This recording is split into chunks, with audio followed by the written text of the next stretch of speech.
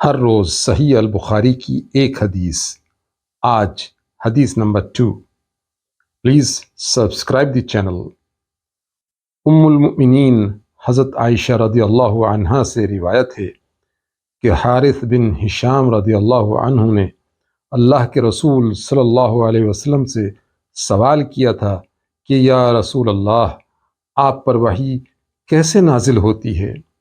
آپ صلی اللہ علیہ وسلم نے فرمایا کہ وحی نازل ہوتے وقت کبھی مجھ کو گھنٹی کسی آواز محسوس ہوتی ہے، اور وحی کی یہ کیفیت مجھ پر بہت شاق گزرتی ہے۔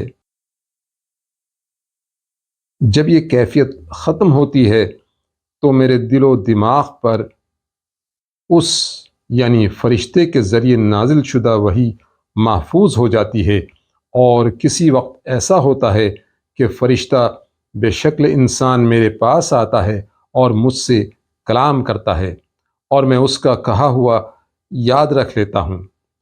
حضرت عائشہ رضی اللہ عنہا کا بیان ہے کہ میں نے سخت کڑاکے کی سردی میں آپ کو دیکھا ہے کہ آپ پر وحی نازل ہوئی، اور جب اس کا سلسلہ موقوف ہوا تو آپ صلی اللہ علیہ وسلم کی پیشانی پسینے سے شرابور تھی۔